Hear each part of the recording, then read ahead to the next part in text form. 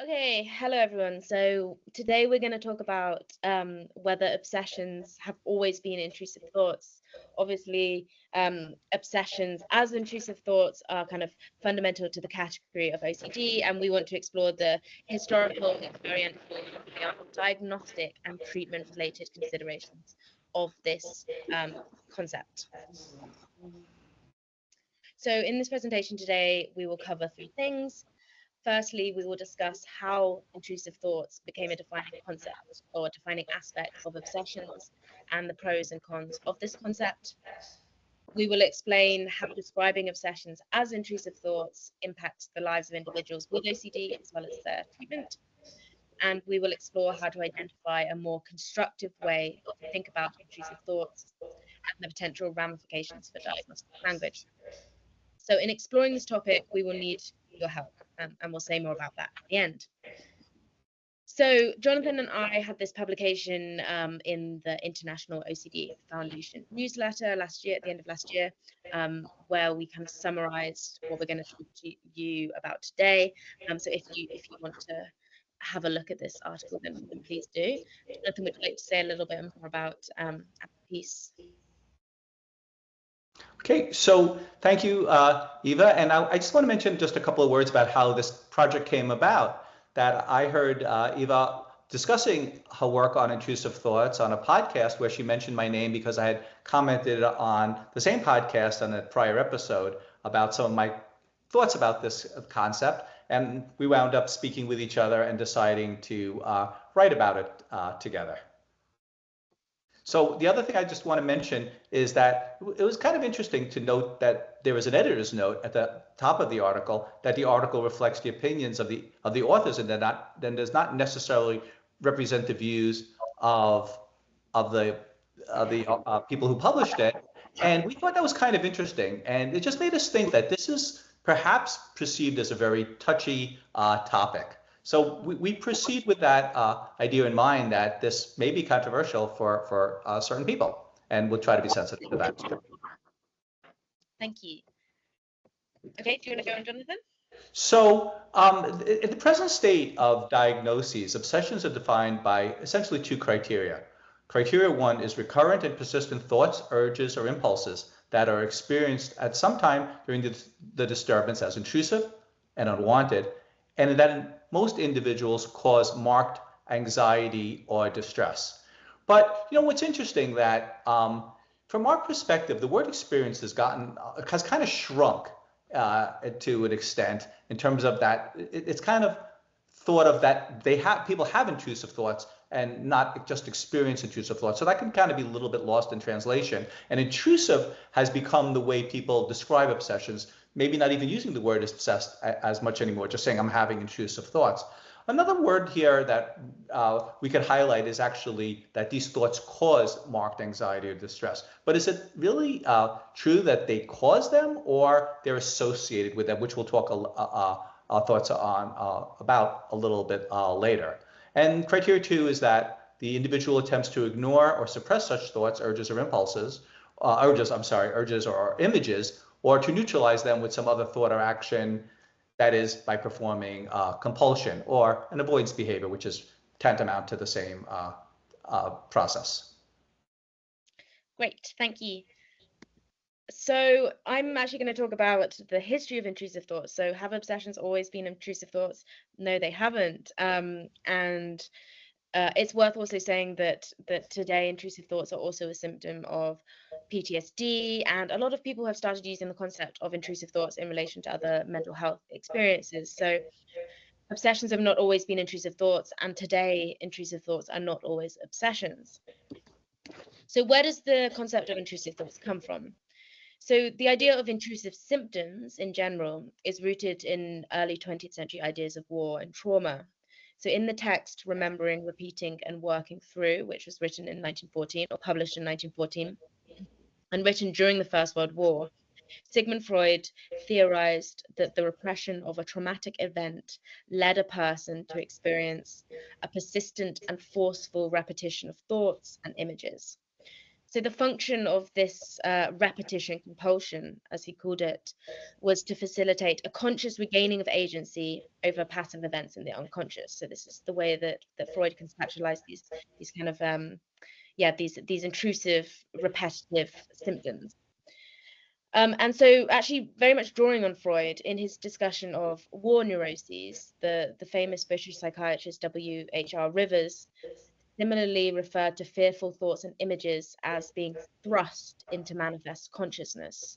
So he spoke about this when observing his patients who were soldiers who had broken down during the conflict.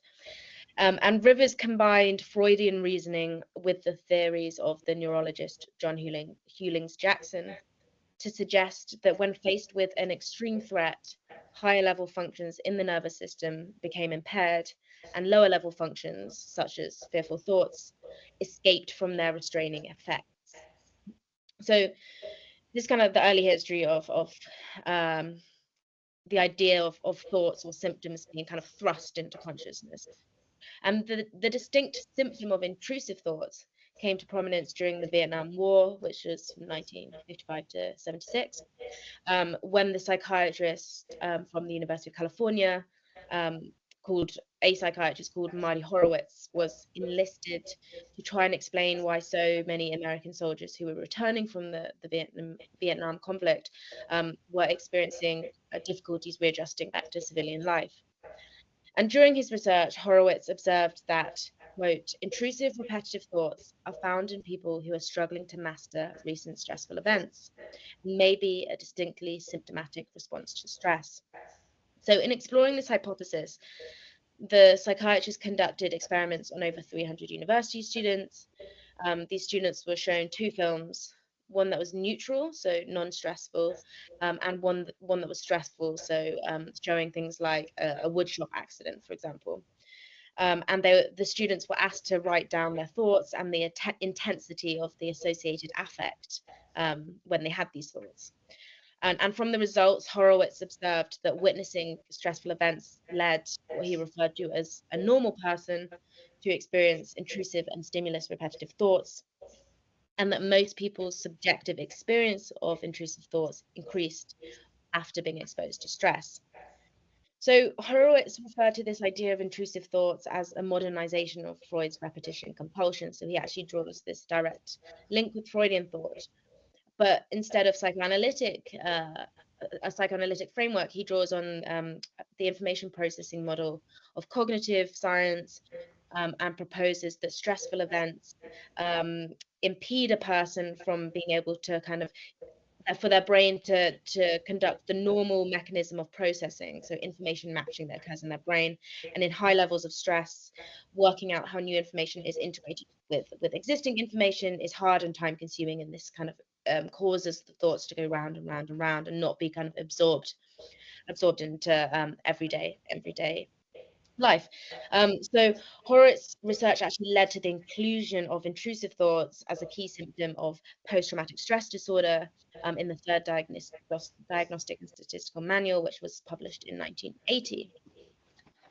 Okay, so how did intrusive thoughts become linked with OCD? And the link actually began in 1978 when, due to various problems that were happening in behavior therapy, so for example, ethical critiques and lack of consistent cure rates, the British psychologist and the key OCD researcher in Britain, Stanley Rachman, sought alternatives to the stimulus response to the behavioral model of obsessions and compulsions. And during a 6-month fellowship to the University of California, where he was exposed to Horowitz's research, Rachman noticed that the concept of intrusive thoughts that Horowitz was interested in actually shared many similarities with obsessions. Both, he said, were experienced by the normal population, both contained stimulus repetitive content, and both were hard to dispel. So on returning back to the UK, Rachman adopted the idea of intrusive thoughts as a lens through which to further explore and add what he referred to as conceptual clarity to the definition of obsessions. So over time, however, the psychologist kind of began merging the concepts of obsessions and intrusive thoughts and just kind of referring to obsessions as intrusive thoughts. So the kind of comparative element is lost and obsessions just kind of become intrusive thoughts. There's a slippage of language. And since Horowitz identified intrusive thoughts as the result of stress, Rachman questioned whether stressful events and failures to process stressful events also explained the origins of obsessions. And between 1980 and 1983, Rachman and his student Luke Parkinson conducted research exploring whether intrusive thoughts and obsessions were generated during periods of stress. So what they did is they asked mothers, for example, whose children were going to hospital with tonsillectomies, to write down the types of thoughts that they were having, the intensity of the thoughts that they were having on the day before, the day of, and the day after their child was in hospital. And this led Rachman to conclude that the mothers whose children were being admitted and who were experiencing high levels of stress had a greater number of intrusive cognitive obsessions. This is what he says exactly. So yeah, so Rachman also talks about the idea of like a failure of emotional processing. So maybe emotions like intrusive thoughts and are kind of the result of people having, or people with OCD having failed to process stressful events that have occurred in the past. So by 1982, Rachman had firmly conceptualized obsessions as intrusive thoughts, which were unwanted, unacceptable, persistent, caused distress, and were difficult to process. And as we turn towards discussing the development of this concept through a clinical lens, it's important to consider what is the value of defining intrusive thoughts as obsessions versus defining obsessions as experienced as intrusive thoughts. And it's also very important to consider that Rachman's experiments on stress and emotional processing and a lot of this context around intrusive thoughts and the conceptual baggage around intrusive thoughts was lost when the cognitive behavioral model of OCD was developed, but the term intrusive thoughts remained. So the concept remained, but the conceptual baggage was thrown off as if, it didn't matter, but actually it kind of underlies what we see as the term. Okay, Jonathan? So thank you, Eva. And so I do want to have a little shout out here to the importance of working in a cross-disciplinary way, because I had a clinical opinions about intrusive thoughts, but I didn't know the history really that well until Eva brought my attention to it, and it made me even think more deeply into this subject. So I think that's something that's very important for clinicians and historians who I don't know how much they interact in general, but I think that's a really, really important thing to have knowledge of where the concepts that we start taking for granted, and as settled science really do come from, because sometimes it has some surprises.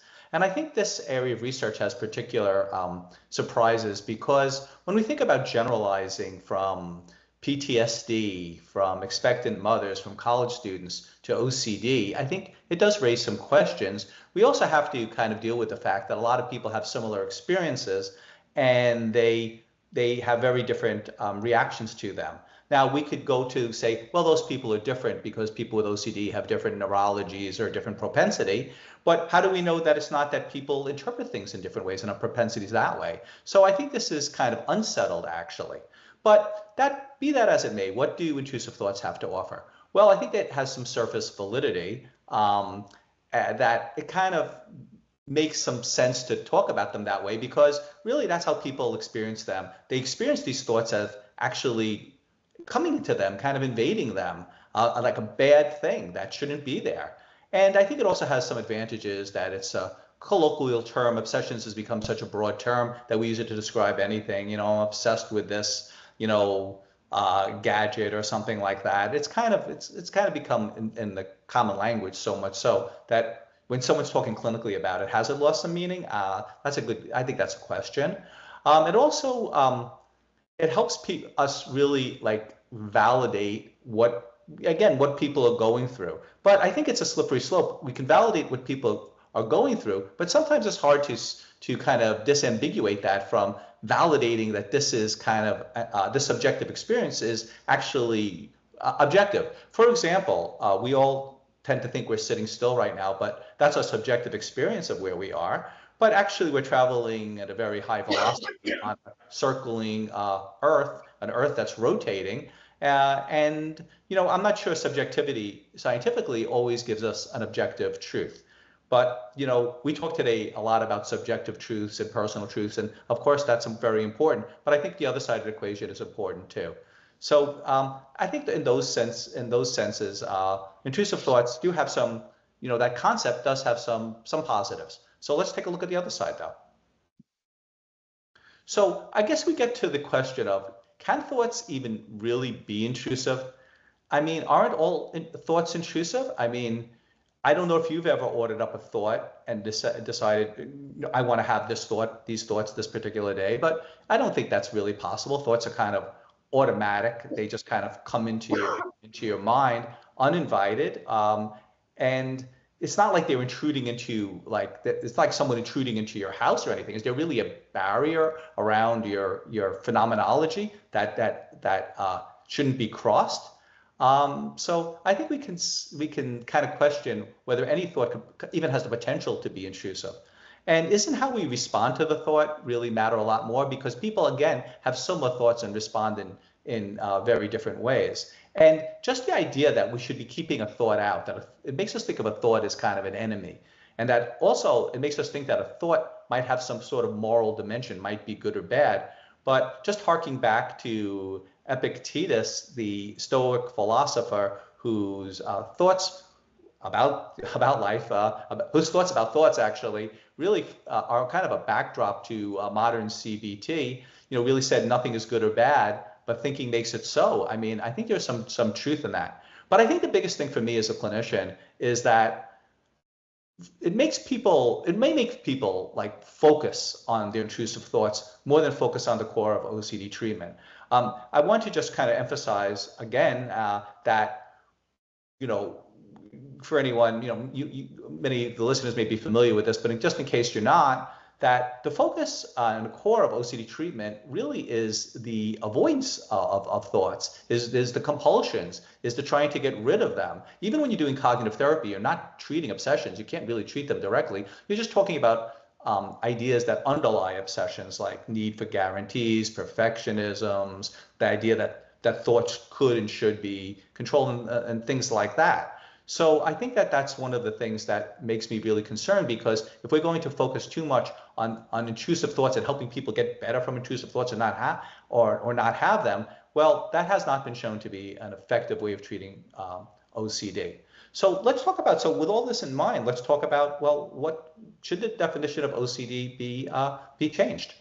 So is it time to consider obsessions not as intrusive thoughts and kind of change our emphasis? And maybe a definition someone like this, that they're recurrent and persistent thoughts, urges, or impulses that are erroneously written very large and experienced written very large at some time during the disturbance as, well, we're deleting intrusive, I guess, in this, as unwanted. I would question that as well, because I'm not sure that's a big improvement, except that it's just less, it has less of emotional impact to call them unwanted than intrusive. Because again, if thoughts are involuntary and thoughts are just thoughts, then you can't want them or not want them, really. And that in most individuals consequently becomes associated with, notice it's not caused by, but consequently becomes associated, and doesn't necessarily cause marked anxiety, distress, but again, it just becomes a process of association. So if it was up to me, I mean, I guess I would consider deleting criteria 1 altogether, just coming from the idea that thoughts are just thoughts, that as Eastern philosophy says, we're not the creators of thoughts, we're the observers of thoughts. So I'm not sure what criteria 1 really means. And I would wonder if we just left it at criteria 2, that people who tend to ignore, suppress thoughts in general, urges or images, or neutralize them with compulsions or avoidance, or just get rid of them through avoidance behaviors, that actually is that is more the core of the problem and what we're trying to treat. Yeah, so finally, I guess we also just want to know, what, as audience members who study OCD, who many of you may have OCD, many of you may study and also have OCD, what do you think about this concept of intrusivity and this idea of obsessions as intrusive thoughts? Do you think it's helpful? What do you think the function of it is? Should it be changed? Do we have an alternative? We want to know your thoughts. So thanks. And thank you. We're very much looking forward to your questions. Yes. So, and Matt had his hand up. Yeah, I personally don't know how helpful I find the term intrusive thought, because I kind of personally think of it as a bit of the intrusive thought's a kind of a rumination itself. But I want to throw out an idea that, to me, sometimes I feel like what needs to be done is ditch the word obsessive altogether. That's like creating a lot of confusion, and a lot of like some of the confusions that we're talking about in media representation come from the multiple connotations of obsession. And I was kind of think of a better, like if I had to rename it, I would say rumination ritual disorder, which I'm sure has its own set of problems. But I just wonder how y'all feel about just the idea of whether obsession itself is confusing stuff. Well, I can say you're thinking along was thinking along similar lines, that the word, that paying attention to the mental content, and I would go a little further, saying even rumination may not be that useful. And it may be more useful to talk a little more about how people respond to mental content, or have an idea about mental content, the stories they tell themselves. That it's not just the language of OCD, because OCD doesn't necessarily have a language other than biology and responses.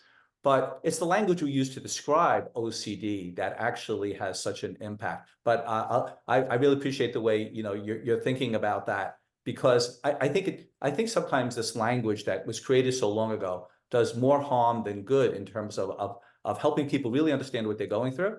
Because once you think of yourself as an obsession, having that language of obsession, well, you're going to notice that, right? And you're going to react to it. And how does that help somebody live a better life? Or how does that help treatment? Because you can't do anything about that. Thinking's automatic and ephemeral. What are you gonna do anyway? Yeah, I kind of agree that I do think the word obsession, I mean, it just has so many connotations. And as Jonathan was saying, often it's not the obsession itself. It's, you could say that obsessing is a form of compulsion, but the idea that you have like an obsession, but yeah, as you say, also the idea of compulsion, because the reason it's called a compulsion is because because it's compelling. And I think the idea was that, we'd have these compelling, you'd be compelled to do something, or and that's kind of like the history of the word compulsion, but then it's become completely detached into meaning a response. There's a lot of yeah, I also think we need to think about. Yeah, and the compelling nature of it, how much is that explained by this force compelling us, rather than the fact that it's reinforced by a discomfort reduction and a negative reinforcement process. And that's what feeds the compulsion, much the way it does in an addictive process. That's what makes it compelling, is the response is the fuel. I have something to add, because this reminds me, like, this discussion about intrusiveness. Well, first of all, it's a very metaphorical language, right? Like, I mean, a thought cannot intrude into one's mind. Like, the thought comes from the mind, right? So it doesn't come from the outside inside, but it emerges from the inside. So we're starting with a metaphor of about a thought. And the I don't know if Jonathan, if you know about the inference-based approach to OCD, like the work from Frederick Ardima. Yes.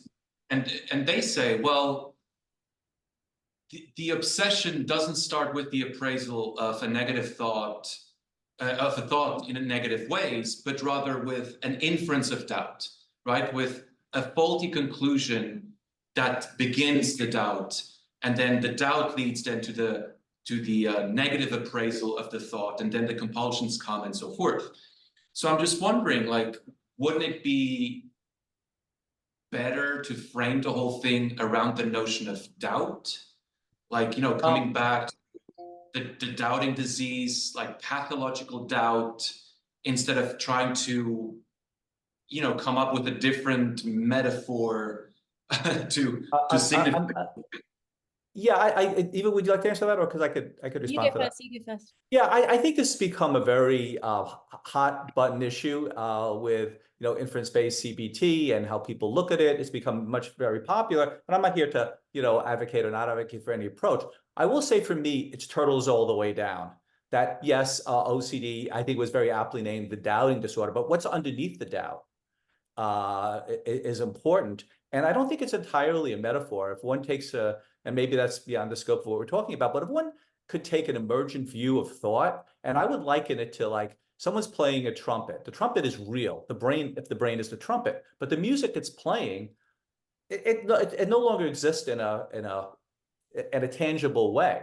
It exists. We can hear it. We can process it, but you can't do much about it. You can't put it back in the trumpet, and it depends on your view of things. So I would say that once again, we're going back to old ways of thinking. It's kind of new wine in old bottles to me, a lot of what the inference and the idea that you're going to intrude and convince people because it really obviates all of the progress in neuroscientific understanding of neural network theory and all the things that are really advancing the science of OCD. To me, it's a kind of a step backwards and saying nothing really. I know they would say in that model they're doing something than cognitive therapy, but it's really again treating things at the layer of one turtle. But I would say I would go down a few more layers to the turtles those turtles are standing on. I really like that that metaphor about how to understand things, because I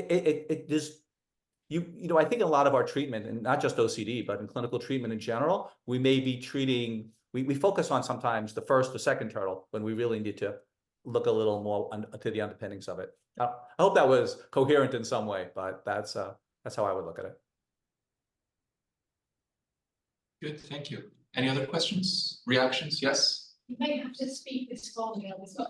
Wait, I'm coming. I wondered whether you would like to expand on the use of erroneous. And this is perhaps something that I haven't understood as you were saying it. But I wondered whether you could just say a little bit more about that term and how you see that as being a kind of improvement, perhaps. What was the last bit of what you just said? How you see it being an improvement. I think you were trying to sort of suggest that was a better way of conceptualizing OCD. Is that correct? Yeah, well, I'm not sure whether I'm not convinced about the erroneous necessarily, because I think that there's like a truth value in that. Yes. Yeah, that is a little bit difficult to determine, and that's one of the problems that I have with quite a lot of the cognitive approaches to OCD in general, which are that they're trying to determine some kind of like accuracy of thought, whether that's, oh, this is intrusive, this is normal, this is right, this is wrong, this is a ego-dystonic, or this is an ego-syntonic thought. And I find that going down those paths quite tricky, because you do have to have some kind of like normative truth judgment or yeah. So I wouldn't necessarily go down the road of erroneous. I guess we were kind of looking at what it would look like without intrusive, but do you want to say some more on that, Jonathan? Yeah, I think we're using the same word to mean different things. This is, I certainly appreciate the question. I take Eva's point, but I think the point that we were making is not in the cognitive way that we're looking for cognitive errors, but that people just misunderstand their own thought process, that they're erroneously thinking of their thoughts as intrusive. Now that could be their truth, but it is not the truth. My truth could be many things, but it's not necessarily the truth. I don't experience myself as being a bunch of atoms or whatever, but I'm pretty sure that is the truth. I'm not sure I experience myself living in a radically deterministic frame, but probably a lot of scientific thinking would say, yeah, it kind of is, because again, turtles all the way down. So I think that's the danger of using words, I guess, and why linguistics is so important, because we're using erroneous in two different ways there. I'm just saying the whole premise is incorrect from my perspective.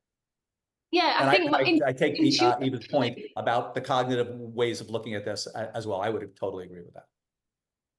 Yeah, I think intuitively, just I dislike the word erroneous, and also perhaps even your explanation of it there is, it makes me feel a little bit icky. The idea that there is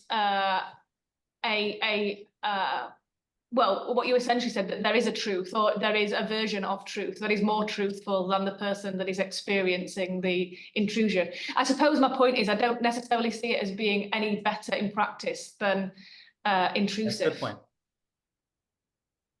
Yeah. Thank you. Would you suggest another word? Because I think that's the next step for us in terms of refining this concept, because I think that's an excellent point.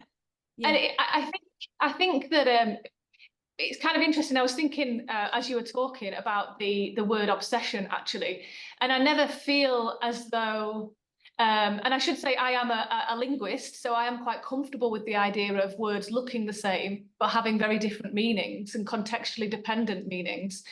And it, as I was kind of reflecting on my own language, it never struck me at any point that obsession in an OCD sense could be used in the same way to refer to, you know, oh, I'm obsessed with this particular band or this particular fashion. To me, they are very conceptually discrete. But you are right to ask me what is another candidate term. I have no straight sort of answer that I can say this is the fantastic term that we have. But I suppose I just don't think it's sort of erroneous or down that path. Yeah, that's completely fair enough. Mm-hmm. And yeah, I mean, I suppose with the obsession being similar to other words of obsession, I think that's probably linked to, I guess, the conflation of it in, you know, I'm obsessed with having my books In everyday speech, I think they say. Yeah. Yeah. But then that's not unusual though, is it, for mental illness to talk about having anxiety about things, but not diagnosable anxiety. We talk about being depressed when we don't mean clinical depression. So this is not a problem that is individual to OCD. It is a problem that is about how we communicate, I suppose, symptoms that can be used in a lay sense outside of a medical setting. And unless we completely remove medical language from the people who experience illness and indeed states of health, mental health, then how do we communicate that? Yeah. I think one answer would be from, you know, at least the clinical psych world that I'm in, is we don't use these terms at all. We refer to specific behaviors. We refer to objective, that we try not to use summary statements, which actually is maybe doesn't give the flavor of the experience, but is actually something you can study. So that's why we make a big deal about using observable and measurable terms rather than words like how can you measure an obsession? You certainly can't measure that directly. And I think, and again, I really appreciate your point. I think what we were saying is if there's any pro to using the term intrusive, it would be maybe it's just not as diluted or maybe subject to that word. But yeah, you make again really good point. Yeah, it's certainly an interesting question. Mm-hmm. And also, like, why not consider it to be a faulty inference? Like you reach a faulty conclusion. Like what's so like, why shouldn't we consider that as a viable option? People actually tried to do that for decades in various forms of therapy that were very, very similar to kind of talk people out of OCD, as opposed to do the things that are behaviorally discrepant from OCD. And it's just that the research would show that that's kind of maybe a weaker form of intervention, one that people like a lot more because it doesn't have that discomfort level for sure. But what would actually be the active ingredient? And it would be, you know, if we're going to say that to some extent OCD is a neurobiological disorder, I mean, I think we have to deal with neurological mechanisms, not just not cognitive explanatory concepts that don't actually have any true mechanism of action in a physical sense. When the exposure has a mechanism of action that's actually physical, in the sense that the discrepant behavior when you're doing an exposure is believed to activate experience-dependent neuroplasticity. It actually has at least a possible, as far as we can understand, a possible real-life mechanism of action, as opposed to a hypothetical mechanism of action within a narrative, like just changing the plot, with like it's in a fictional story, which there's no I'm not sure. I think they're little different things personally. Okay, well, thank you very much for this fantastic, I mean, it was a great debate, right? Like, I mean, I really enjoyed hearing the... No, it's really, that's how we move things forward. It's awesome. Yeah, it's great. Thank you. Thank you. So our next speaker is Matthew Hiller. Matt is a candidate in the Joint Social Work and Anthropology doctoral program at the University of Michigan, and he was a co-organizer for the 2021 and 22 editions of the OCD in Society conference. His doctoral research is supported by the National Science Foundation and is currently focused on the use of ketamine as a mental health treatment in the US. In addition to this research, he is also working at the ways that social theory and philosophy can offer new frameworks for understanding OCD. Along with being a doctoral student, Matt is also a practicing psychotherapist and has undergone training with the Chicago Center for Psychoanalysis, the International OCD Foundation, Behavioral Therapy Institute, and the Mood and Anxiety Disorders Program at the University of Illinois at Chicago Department of Psychiatry. So please join me in welcoming. Thank you, everybody. How's everybody doing? Good. Everybody kind of hanging. I'm glad we had that lively debate. And it's fun to be on this panel with Eva. I don't think I have a thought about OCD that I've never talked through with Eva. So we made friends at the first 2019 conference and have stayed in touch very regularly ever since then. So it's really fun to be on the same panel together. This presentation I'm going to do, I think it really builds well on the last talk. And it says, what does it mean to call an intrusive thought meaningless? And it's more of a philosophy, a conceptual presentation. I'm not drawing on a lot of data. It's more of kind of thinking about some of the just standard claims that come up and what it really means to say something is meaningless. So to give some overview, I want to explore the ways that thoughts are sometimes framed as lacking meaning in OCD. And then I'm going to explain what I think of as the constructivist theory of meaning in OCD. And I think it's something really particular about how certain kind of constructivist claims are brought to bear in OCD. It's certainly not kind of the broad constructivist view we might think of in language.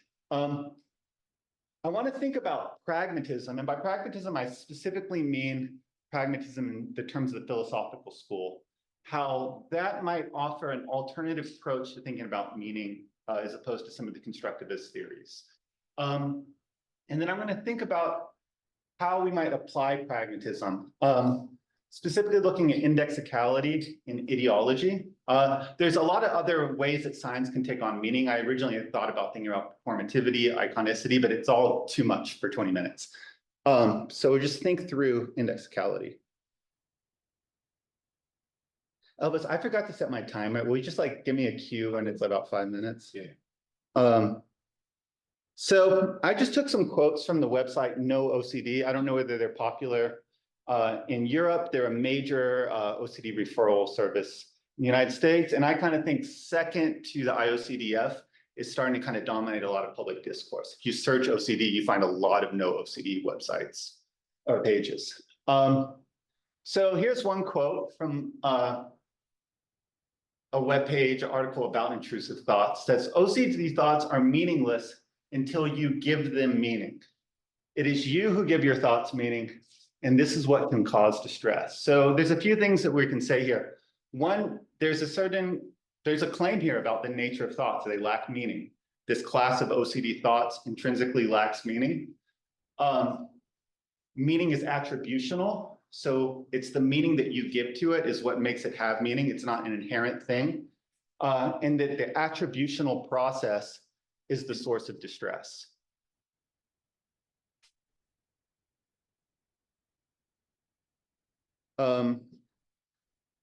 Another quote, I think it's Patrick McGrath, but he's the clinical director. So I work with people who believe their thoughts have a ton of meaning. As a therapist, I could have the exact same thought that they have and not be bothered by it whatsoever, and not see the thoughts as meaning anything at all. If the thoughts had meaning baked into them, it wouldn't be a matter of who experienced them. they would actually be worthy of attention. So this is kind of building onto it. This is the idea that somehow meaning gets baked into thoughts. It's an odd term because on one hand, it suggests the meaning is somehow really in there, but also that there's some sort of practice by which the meaning would get baked in. It's a kind of, I think, actually a really philosophically complex idea. But we'll just take it that there's this idea that the meaning is actually in the thoughts. And that if meaning is inherent in something, then your subjective interpretation is not so important, because then it really wouldn't matter who's interpreting it. It has meaning inherently. But he's saying with OCD thoughts, that's not what's going on. So I could have a weird thought, doesn't mean anything, and somebody else would attribute a lot of meaning.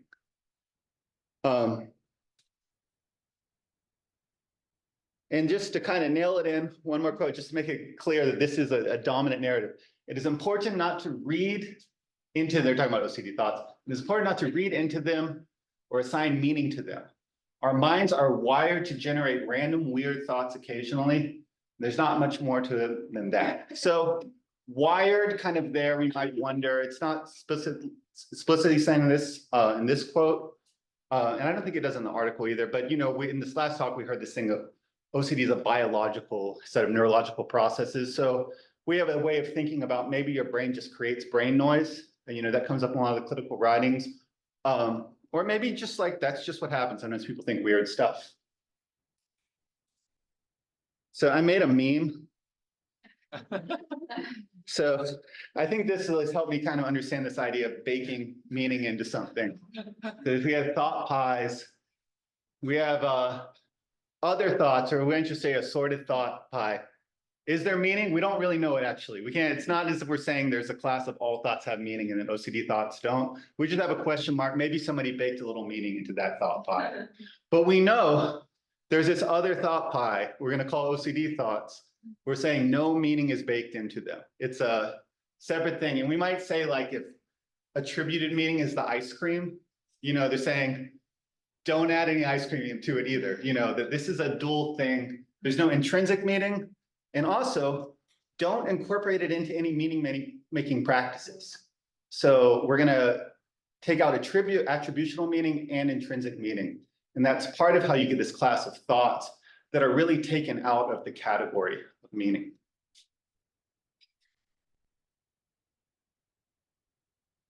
So this is what I call the constructivist theory of meaning in OCD. So that the meaning of thoughts is not intrinsic. Meaning comes through attribution, and it's a conditional theory.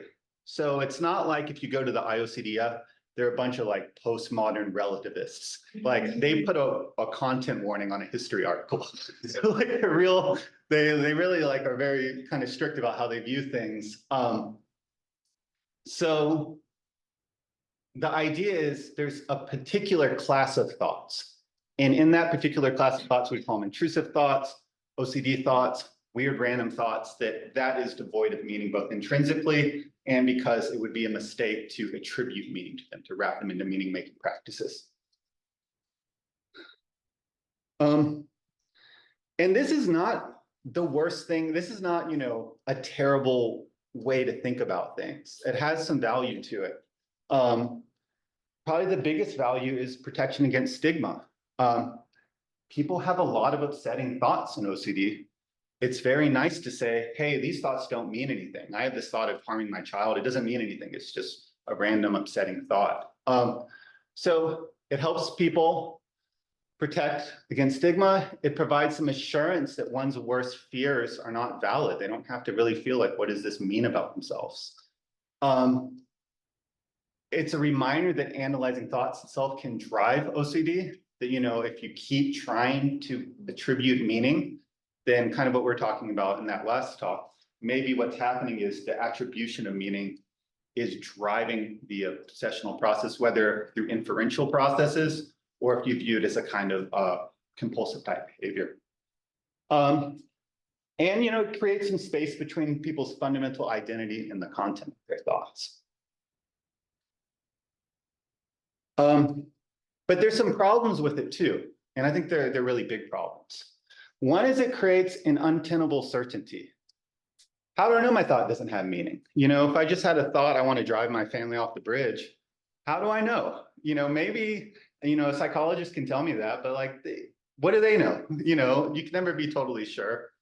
And what if the thought feels maybe more true to myself? What if I can't quite figure it out? So we can't quite have a total certainty that thoughts don't have meaning. It creates a reliance on authority structures and diagnoses. So if I want to have access to that conditional class of meaningless thoughts, in many ways, I need to get the stamp and the official OCD diagnosis, you know? And if I go to like a OCD expert, that's better than like someone who kind of knows, and then that's going to hold more power than like if I took an online quiz, or like if I'm pretty sure from reading books, this is me, but I can't find a specialist. So there's an authority structure that helps determine whether people have access to that. It can be difficult to reconcile with other forms of interpretation. So if you just treat all the thoughts as meaningless, like we had some talks today that explored how does trauma, how many did that figures into people's thoughts? So if you're just going to call it meaningless, you can't really think, well, what? Maybe actually this is relating to something about my world. Or like in Elvis's work, if somebody's having a lot of thoughts about sexual orientation, like maybe there's this normativity practice that is being reproduced through the thoughts, not totally meaningless. And if you really look into it, you might understand about how you're taking on certain social narratives. And it can be a source of reassurance and obsessive questioning. If anybody here has had experience with OCD, or they've kind of worked with people with OCD or anything like that, you know there's this process. Well, just remind me again that this is OCD. How do I know that this is OCD? So, oh, good, the thought's meaningless. But then because it creates untenable certainty, you think, well, I can't be certain. I'll kind of keep checking. So there's a cycle around it. There's an autoethnography I really like. I forget the person's first name, actually. I just said Sanford Ward, but she's talking about her experiences with OCD treatment. She says, if I were able to effectively distinguish OCD thoughts from real ones, I wouldn't be in therapy. Furthermore, this is a disorienting task. Our entire lives are constructed by perceptions. Being told many are erroneous is deeply confusing. Fundamentally, it led me to the question, if I should ignore some of my feelings, why should I ignore all of them? If I can't trust my mind, what can I trust? If recovery distances a part of my consciousness from the real me, what is the real me? So if we're kind of wrapping off a certain set of our thought processes is being intrusive or meaningless, it gets a little bit tricky about how do we judge which of those are at play, particularly if we're relying on our thought processes is the tool for judgment. It's a sort of circular undermining epistemologically. So I've kind of thought about this partly in, I think largely in my own experiences with OCD, which were a big part of my life growing up, and they kind of come and go now. But I kind of drew a lot on pragmatism as a philosophy, and as a clinician, I really rely on it too as a way to think through some of these questions. So pragmatism, the philosophical movement, was very much about how do you make sense of reality when you can't really know everything or almost anything?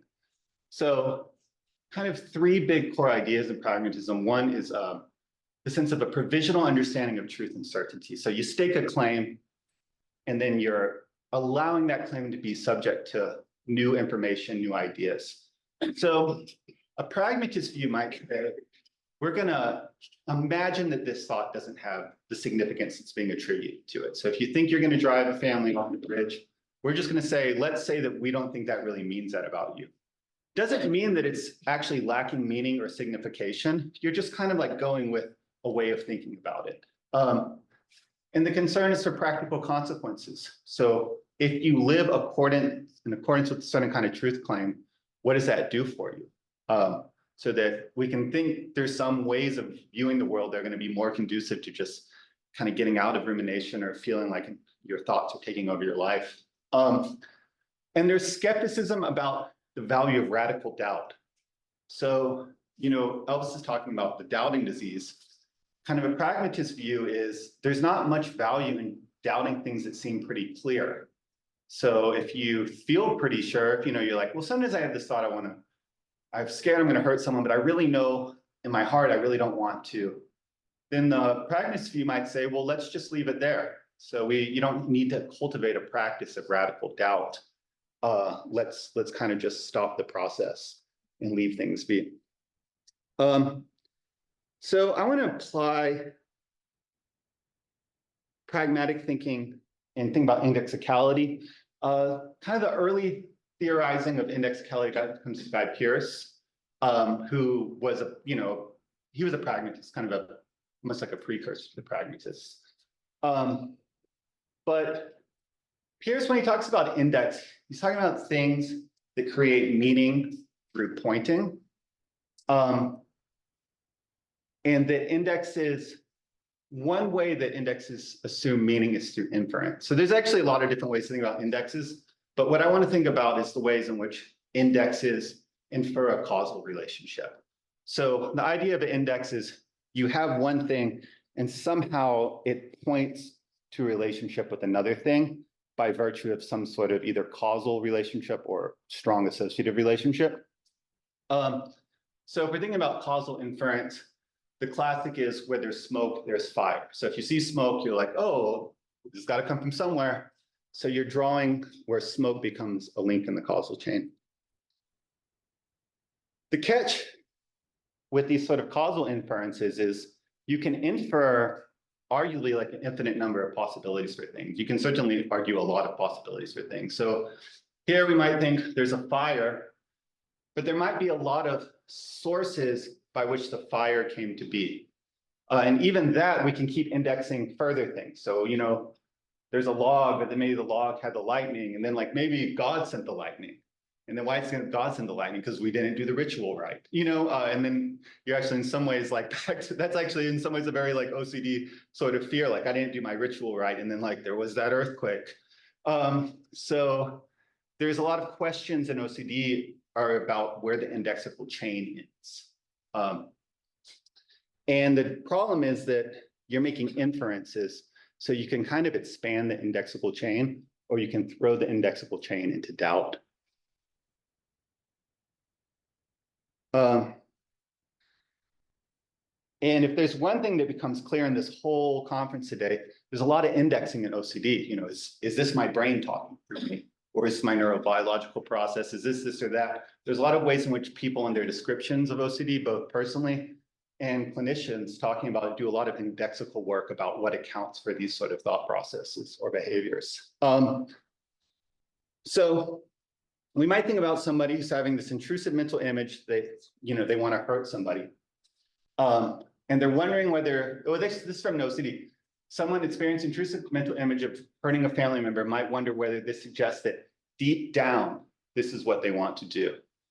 And to reference Elvis's work, who does, I think, one of the most thorough workings through of indexicality in OCD, this is a version of somebody fearing that a thought, Elvis talked about sexual orientation, but a fear of that your thought indexes a secret desire, or it indexes something about your fear itself, that deep down this self in me wants to hurt my family. So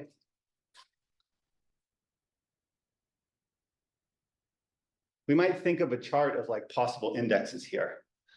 So you have the thought of forming a family member. So maybe it indexes a conscious desire, okay, or a deep down wish, or maybe it's just random, maybe it's your brain talking, maybe it's a kind of hypervigilance. You can draw a lot of possible indexes about what this thought is smoke, what's the fire? The dominant interpretive frame, I would say, just kind of like, they just cut out some stuff. So they say, oh no, it's not an unconscious wish. It's not a conscious desire. They're going to restrict the possible forms of what can be inferred to something like the brain or cognitive processes, or just having weird thoughts every now and then. So kind of to move towards the conclusion of that, when we think about what's happening here, is partly how indexicality gets wrapped up in kinds of ideological processes. So ideology, and I'm drawing from Silverstein and Webb-Keen, it's about sets of assumptions and practices that help to determine the meanings attributed to signs. And part of how ideology can work in reference to indexicality is you just have to like limit the number of possible inferences.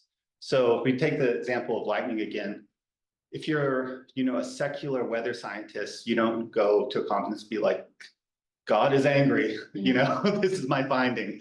Because in the ideology of climatology, it's not an acceptable inference. So you have to limit the possible indexes from the outset. So that's what's happening in OCD. There's a limiting of possible indexable possibilities away from something like the unconscious mind or things like that. And that's not to say there is an unconscious mind. It's a whole different set of ideologies. It just matters what you're allowing in. And there's procedures and interpret hierarchies for determining them. That goes back to this idea, there's certain professionals, there's certain tools, there's all sorts of stuff that is used to interpret the signs, and people have varying access to it based on their training, their status, things like that. And we're thinking about OCD treatment as interpretive ideology. It's not completely constructivist, as we said before. In some ways, it's very rigid about, you know, we live in a clear world. There's diagnostic categories, there's brain science, there's things that can be measured. There's only certain conditional categories of constructivism. There's assumptions about the meaning and nature of intrusive thoughts, these procedures. So all this stuff is said before.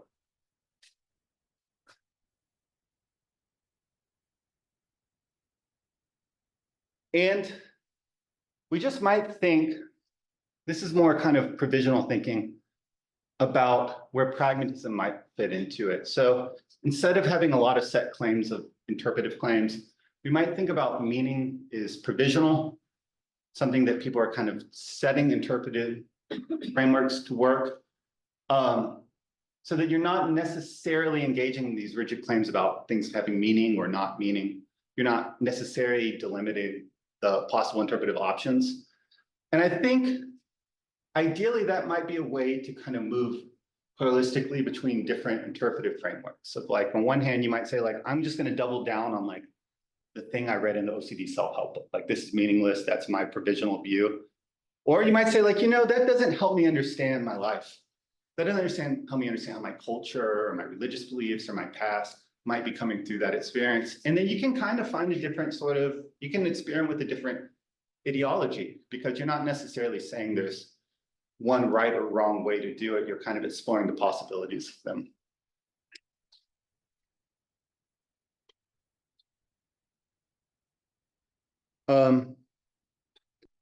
And I don't want to go over time. So there is some ways in which pragmatism does get taken up, like in different models, particularly acceptance and commitment therapy, which is really super focused. It builds out of pragmatism. And even ERP, sometimes the focus on certainty. Okay.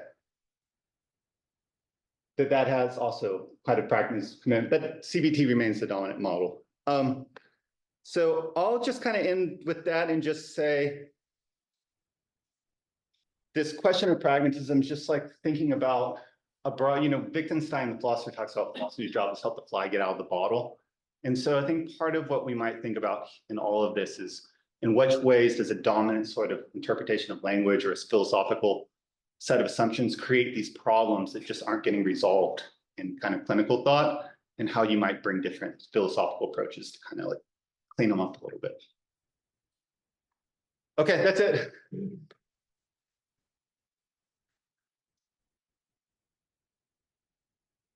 Questions?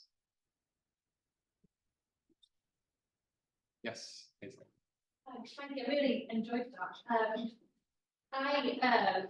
It just strikes me as really odd to use the word meaningless, because if they were meaningless, then we couldn't understand them. Just to be completely sort of negative about it.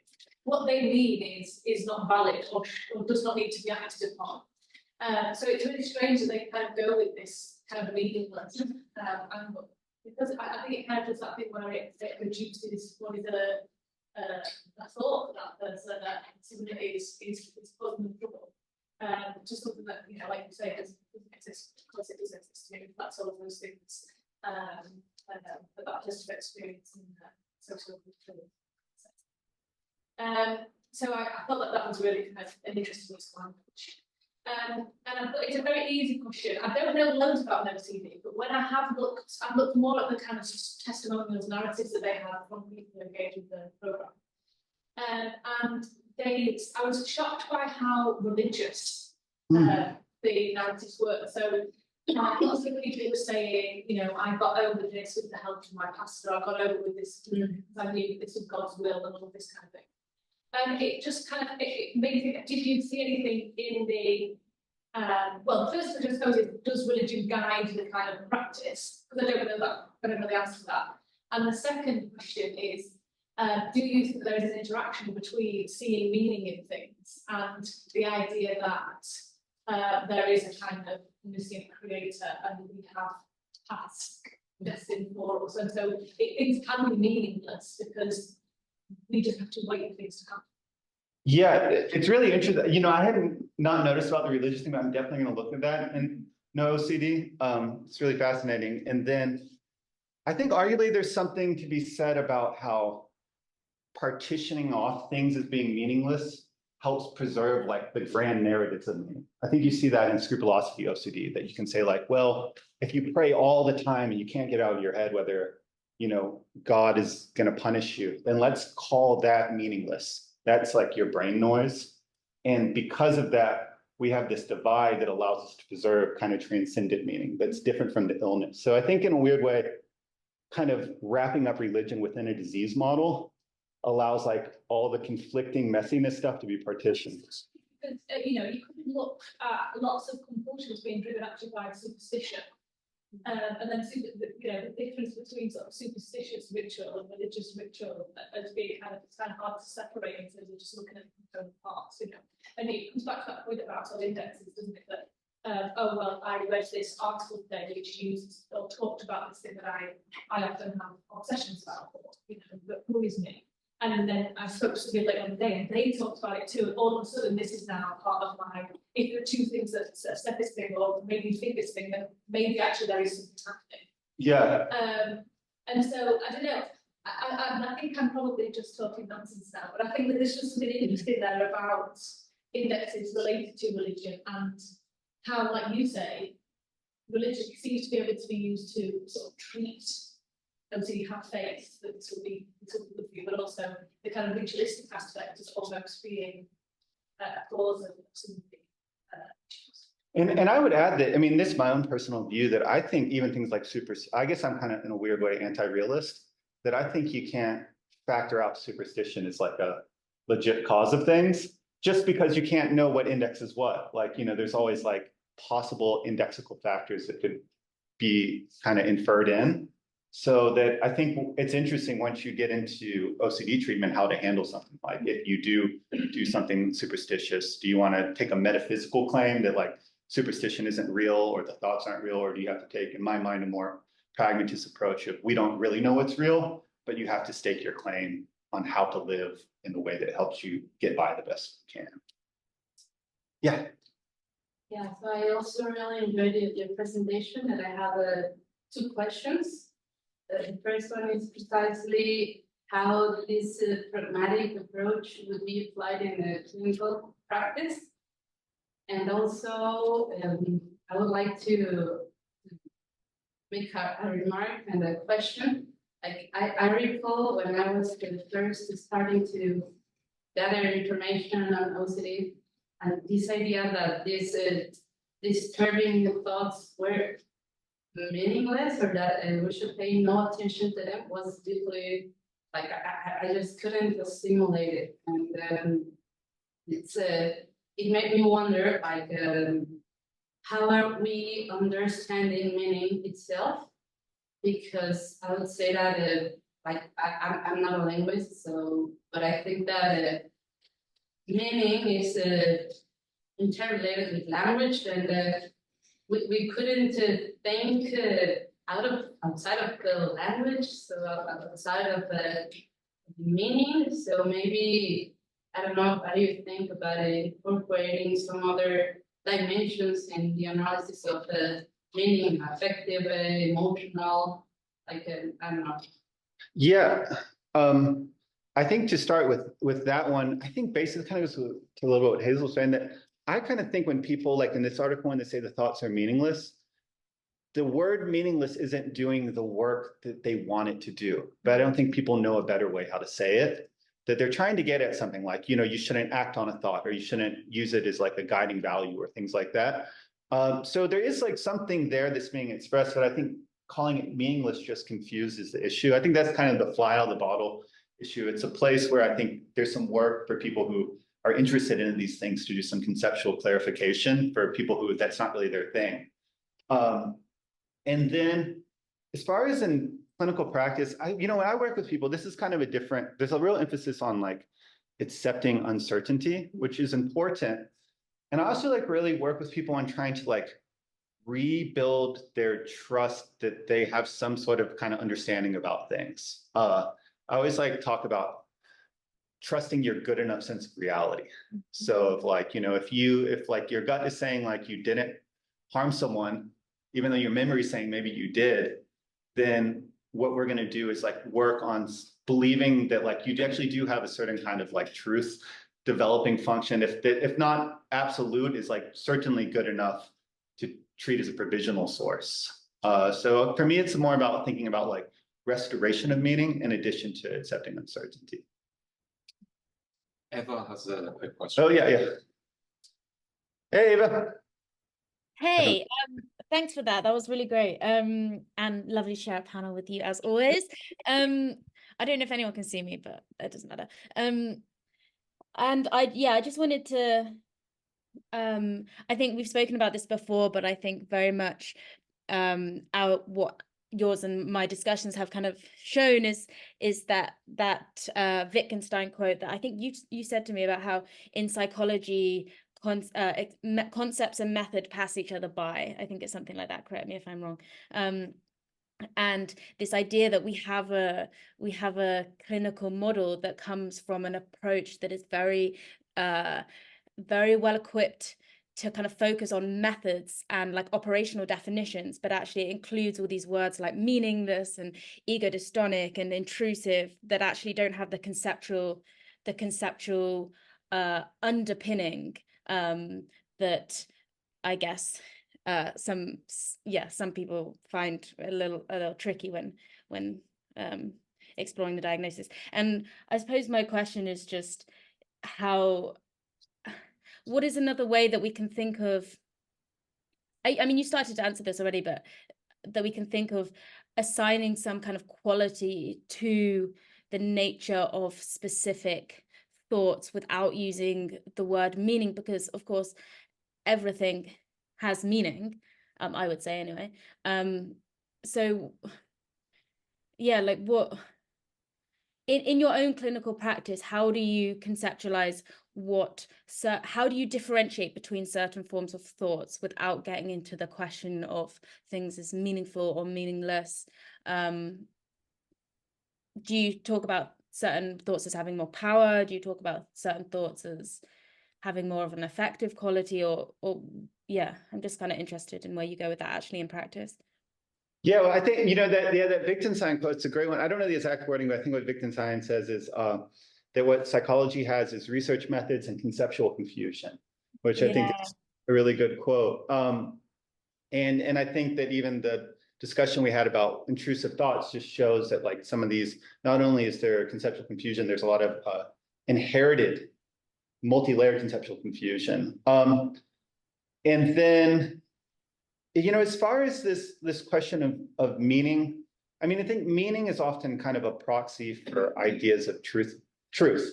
Is there some sort of truth, or is this something that maybe even more than truth, does this require action?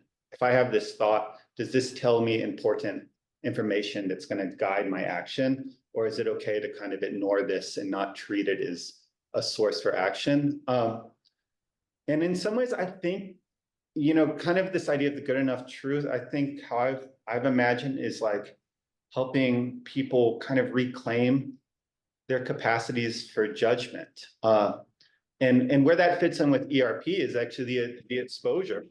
Often for a lot of people is just to reclaim their capacity for judgment. So their gut is telling them like, I think I can drive across the bridge.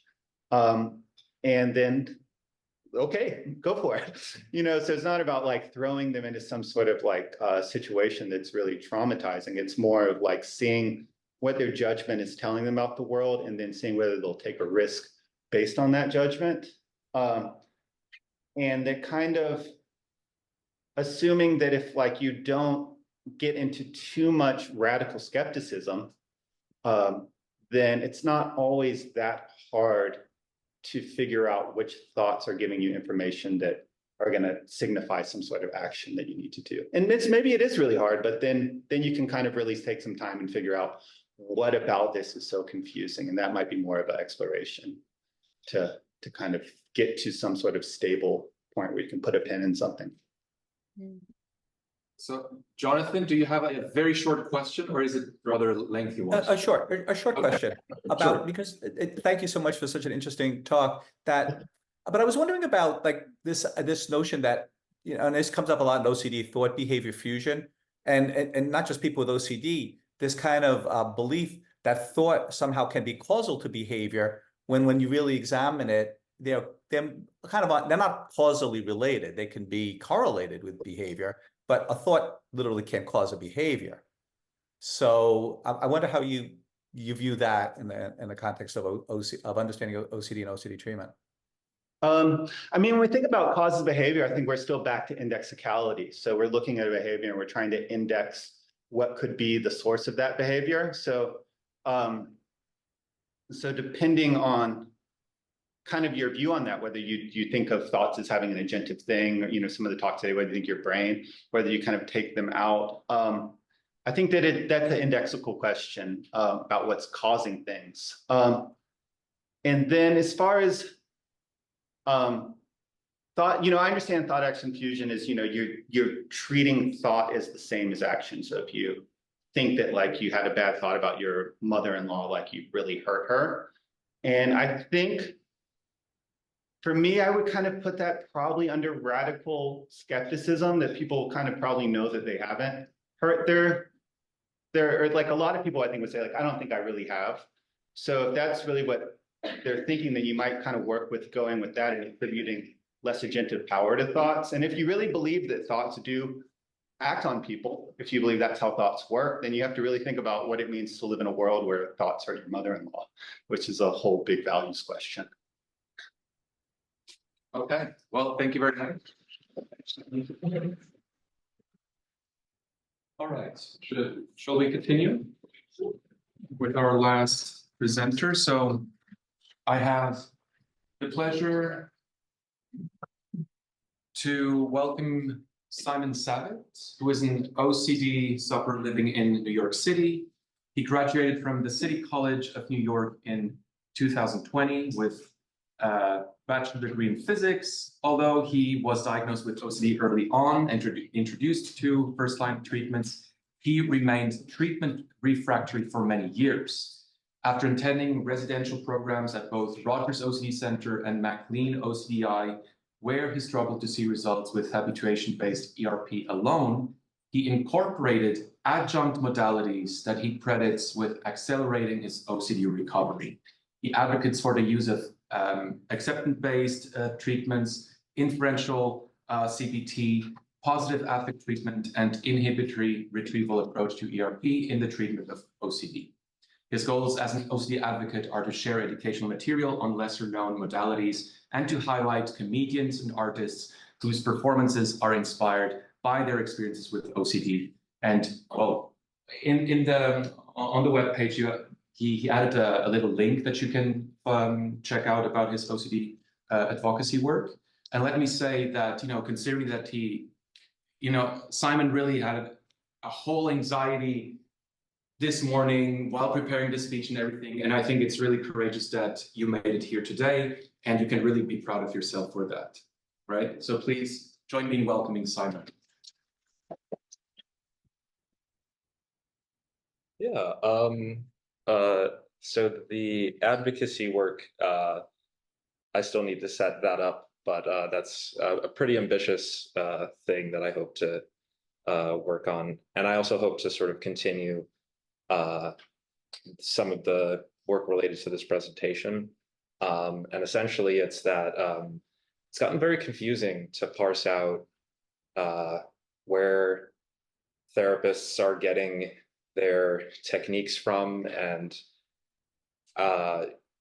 with the sort of recent explosion, at least in the US, of people trying things in addition to exposure therapy, whether it's sort of adding ACT or DBT or trying ICBT alongside ERP or ICBT alone. The jargon has gotten exceptionally confusing. So that was really the idea I had behind this talk.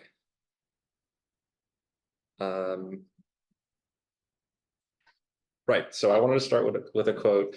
I do not know how to properly pronounce his name. I know he presented, I think it was 2 years ago on ICBT, and I wish I could have been there. But he has an excellent book that is an intro to 5 different therapies for OCD. And it says, if you've seen one person with OCD, then you've seen one person with OCD. At least in my experience with treatment, we were told that, you know, our therapist had seen everything before and that there wasn't really any, our OCD wasn't special. So that meant that it wouldn't be harder to treat, right? So ERP is sort of this one size fits all approach, and to instill confidence in us in that one size fits all approach, they would say, don't worry, there's nothing, you know, special about it.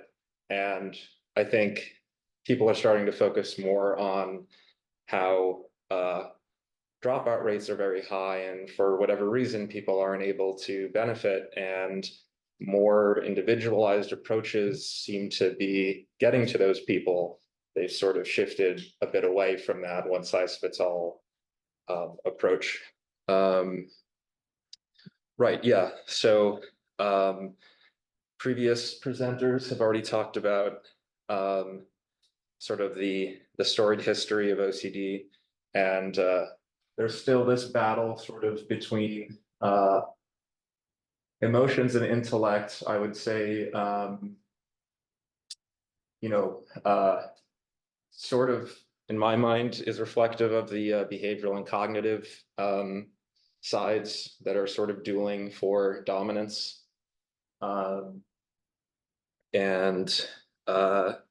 also what precedes what, and therefore the preceding thing should have the important, should be targeted more.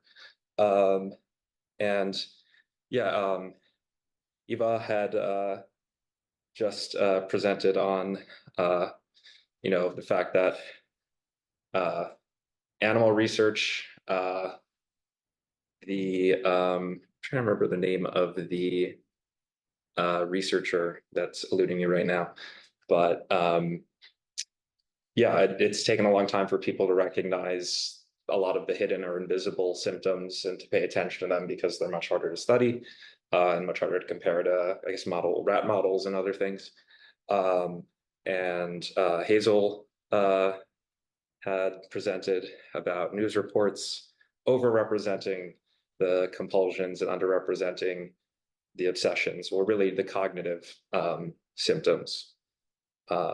And so my argument is sort of, that's why exposure therapy has been so dominant for so long. The behavior side has been so dominant, and now sort of the cognitive treatments are starting to sort of resurface.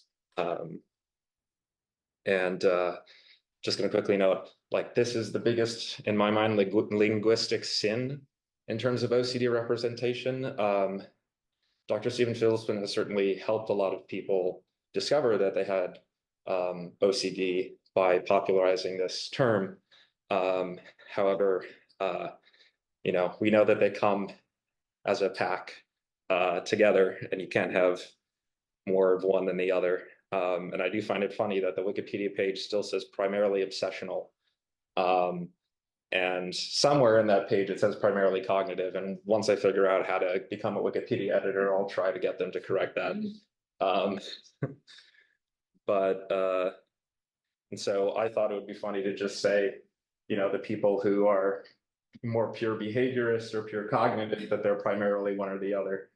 And to sort of put them into camps as I understood it. And this is all as I understand it, which is as somebody who took Psych 101 and that's it. But yeah, in my mind, exposure therapy, behavioral activation for depression. A positive affect treatment is something I'm trying to popularize because it's a targeted update to behavioral activation that Michelle Krask, who worked on inhibitory retrieval and learning, she's part of working on this. It's potential adjunct to exposure therapy. And so that's why I put it on that side. And here, cognitive therapy has been studied for a long time as a treatment for OCD. Metacognitive therapy is, so Reed Wilson worked with Edna Foa, I think in 86, essentially to create what we've all done as exposure therapy. And in recent years, he's shifted to a more metacognitive approach. So he's popularizing that in the US, but I think if you go to the metacognitive website, there are no licensed practitioners in all of the United States. It's all relegated to the UK. And as for ICBT, which to my understanding was worked on at Canadian universities, that has really only surfaced within the last few years, despite the fact that I think it's 19 years old at this point, but people still say that there aren't enough studies. They're waiting for, I think there's supposed to be some meta-analysis coming out next year. So there's a lot of resistance to that modality in the US right now. So I found a book that was talking about it, coined the term CBT plus, so CBT with third wave therapy. So when I went to residential, they added ACT and DBT, metacognitive therapy. Reed Wilson is adding to ERP. Compassion focused therapy, I don't have much experience with this, but that has also seemed to be gaining popularity recently. And I just wanted to, these are screenshots from a short animated film called Everything Will Be Okay by Don Hertzfeld. And I thought it was a good example of the model of OCD being primarily harm avoidance and incompleteness. And so in this, you can see that the mother is trying to cut a loose thread because it triggers the incompleteness. And the son perceives this as a dangerous thing. And so he's engaging in harm avoidance. And so I recently attended a screening of this movie, and I just thought it was a really nice reason to sort of include it. Yeah, so incompleteness is getting a lot more attention, despite the fact that it's a very old concept. And so, I recently read about Pierre Genet talking about the incomplete. Rasmussen and Eisen had already delineated an OCD subgroup with incompleteness rather than harm avoidance or abnormal risk assessment. And incompleteness is one of the things motivating OCD to step out of the anxiety disorder grouping. And it's also associated with higher symptom severity, which makes total sense to me as somebody who has it. So that's incompleteness is one of the things that I think has been motivating this shift towards incorporating other adjunct modalities or new ones, new first line treatments. And so people talk about there are limitations of the focus on fear and anxiety as the only emotions in the discussion. Eva has an excellent episode of the OCD Stories podcast where she talks about British psychologists in the latter half of the 20th century sort of not giving guilt, doubt, disgust, and shame their due. And that sort of explains why what led to exposure therapy. And the thing is that we're sort of now rediscovering the idea of OCD is heterogeneous and its treatment should be heterogeneous, right? So the one size fits all approach is sort of falling out of favor with some people. And that was really trying to parse out the language now that other things are coming into play. There's a bit of a disconnect between the slides and what I'm saying because I did these things over and over again. So yeah, there was a big criticism in 2021, a meta-analysis that claimed to find no advantage of exposure therapy over similar treatments like cognitive therapy. Of course, it's just this meta-analysis, it's a very strong claim. It still works very well, if anything.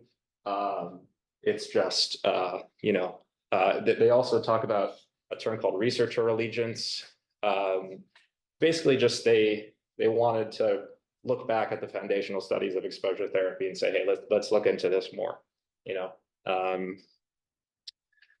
So I want to point out there's a therapist named Rich Gallagher who, in addition to recently talking about disgust-based OCD treatment, not really responding well to habituation, and instead responding better to a sort of acceptance and commitment therapy model. He had a poster that he presented at the IUCDF convention where he said, let me try using different language, because exposure therapy is always considered to be a very aggressive approach, become more compassionate over the years. But he decided to ask them to follow this an ACT-informed approach. If the in vivo exposures were too difficult, then they would try to use imaginal exposures.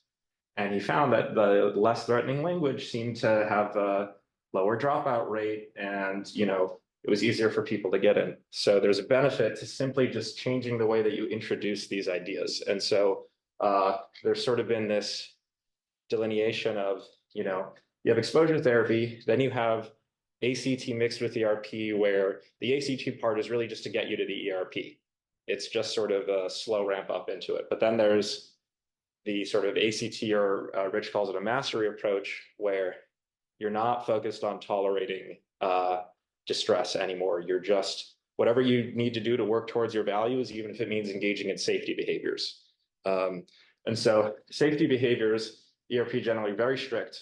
But now this ACT-informed approach, it says that there are acceptable safety behaviors, ones that help you not avoid situations. And so an example would be in the movie Turtles All the Way Down, the main character, Asa, is wearing gloves, and that's the only way she could bring herself to go out and help her friend, or go to a party to see her friend. But so wearing, additional clothing is a common safety behavior, packing more things, just so that you don't avoid. That's the most important thing. And these are all things that are very different from how I was treated and the people that my friends were treated within the last 5 years. Right. So ICBT has this concept of an alternative story. They say you're stuck in the OCD story, the OCD bubble, and to get out, we're just going to have you come up with some different story. Not, to negate the OCD story. It's not like the polar opposite positive version. It's just anything, any different sort of story, just to sort of detach you from it. And so it's classically called verbal reattribution in CBT and metacognitive therapy. And I thought it sort of acted as an analog to how Michelle Kraus and Inhibitory Triller, where they describe the conditioned and unconditioned stimulus association, where we used to think we could unlearn those associations. Now we know we can't. We know that we develop competing associations that hopefully take over from the pre-existing fear-based ones, but we need to sort of keep up with them. Unfortunately, the fear ones sort of get locked in, and the new competing ones will require some upkeep. But I sort of see these two as sort of analogous in that you're just providing competing associations to try to break away from this negative association. So the vulnerable self theme, or vulnerable field self, in my mind, it seemed at first to be very similar to what the concept of a core fear. I'd constantly been asked what my core fear was behind obsessions, and vulnerable feared self turns out to be more specific. So vulnerable feared self is just whoever you don't want to end up becoming. But the core fear, according to this Elna Yaden, is about death, ruining, suffering, and being bad. And Michael J. Greenberg says, it's the fear of doing something that would lead to being in a state of emotional suffering permanently. So that is the difference between, I think, the two core concepts of the biggest fears that people have. And so I think that this part is probably like incredibly confusing, even to people who've been practicing ICBT for a while. I mean, patients who've been practicing it for a while, to switch in between these two concepts. So that's why I wanted to highlight it. So positive affect treatment, I thought it was interesting that it reframed exposure therapy as negative affect treatment, because it's a treatment that's designed to reduce negative emotions. So positive affect was born out of the idea that even behavioral activation, it's not focused on increasing positive affect specifically. And they found that when they did that, it seemed to both increase positive affects very well, but also to reduce negative affect potentially better than exposure therapy. But this is just one study in the book that came out about it. And there was a live stream with Michelle Krask where she was talking about it, and she was saying, I don't think that that's quite going to be the case, that we don't need to do the exposure therapy, but you know, if that were true, then we could just do this positive affect therapy, no need for all the, you know, aversive therapy. So that's but I really love, this is my favorite new thing in terms of OCD treatment, is that before and after you add things to your exposure work. Before you do positive affect induction, and then here they're trying out counter conditioning. I'm not going to focus on that, but people didn't seem incredibly hopeful about it. And then savoring. Savoring is a technique from positive psychology, from a book from 2006. And basically, in my mind, it's the opposite of an imaginal exposure. An imaginal exposure, you think of this detailed imaginary situation to try and induce distress. Here, you think about a real event that was pleasurable in as much detail as possible.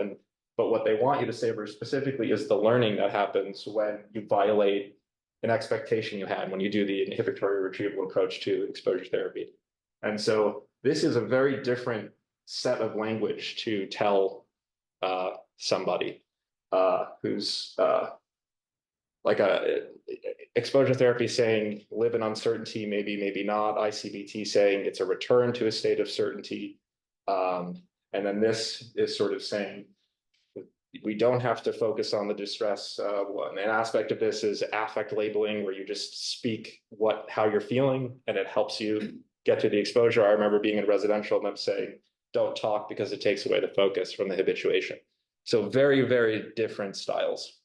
An example of this positive affect flow is a scene from The Aviator, where Howard Hughes and Katharine Hepburn, he's teaching Katharine Hepburn how to fly a plane. He famously has a lot of contamination, not just right obsessions about milk. He's feeling so good that he decides to offer her some of the milk, and then he hesitates before drinking it, but ultimately does. And then afterwards, he feels very good about it. And he thinks back to, oh, that's so cool that I was able to overcome my, you know, unfortunately, it got worse later, specifically with the milk. But I thought that was an interesting example. Process-based exposure is what I believe Stephen Hayes, of the co-developer of ACT, is working on, which is sort of trying to get away from diagnoses and instead to the underlying processes.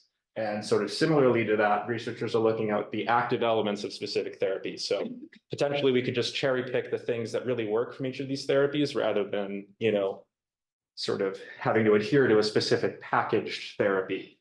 And so treatment, going from what works to what works for whom, and how do the treatments actually work? Things that previously people said we shouldn't focus on. And the last thing is, I was just going to say, I have this cute little toy named Existential Crisis Bob. And I was going to say, if we use him as an example patient, right? And he says, I have, oh, the text is crazy. I have obsessions about what's the meaning of the world, like a classic existential obsession. And exposure therapy says, well, you have to learn to tolerate the uncertainty, right? ICBT says, all right, we have this obsessive doubt sequence. Let's go upstream and try and target that. And metacognitive therapy, I believe, is trying to go even more upstream into identify what the trigger thought is that led to this cognitive attentional syndrome, but so incredibly different things. So I would love to work on a project where the languages of these different modalities are sort of more spelled out and compared. I'm trying to ask practitioners, what are things that maybe are actually getting at the exact same idea, just in different language. We've seen that just a change in language, even when you're doing the same approach, ultimately can make a massive difference. So I just wanted to, as a patient who's trying to psychoeducate myself, maybe start this sort of project. And that's my whole presentation. So thanks so much.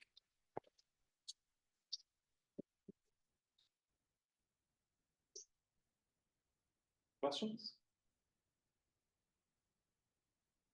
It's okay. It was a crazy smorgasbord of random things. I have a question. Sure. So, did you experience ICBT? I only took it was a 10-week online ICBT course where we didn't get through more than the first few of the 12 modules. I did attend a talk that Michael Heddy, he's been on the OCD Stories podcast talking about ICBT. He gave a presentation at the New Jersey IOCDF yearly convention where he went much deeper into it. So I've gotten a bit of an education, but I haven't had much chance to practice it because my therapist for a long time has been a very strictly classically ERP. And so I have to do all of this work outside of what I do in therapy. There's not much flexibility with my current exposure therapist. So I personally it's been years that I've been reading about the inference-based approach in general, but I never met a patient who actually went through the whole process. And I'm just very curious, how is it for the patient to go through the whole process of following 8 modules are in ICBT? I think it's 12 modules. And I mean, it's changed a bit since the ICBT manual came out in, I think, 2010. And there are Amanda Petrick Gardner is one of the therapists who's really evangelizing for it, and she came out with a book called The Compulsive Reassurance Seeking Workbook that deals with reassurance from an ICBT perspective. And they kind of have a wild take where they say some reassurance is good, is okay, acceptable in the same way that safety behavior some is acceptable if it moves you back towards reality. Mm-hmm. So there's a loosening, a restriction of these things that exposure therapy clearly bans. There are some advocates active on social media who've gone through the whole thing.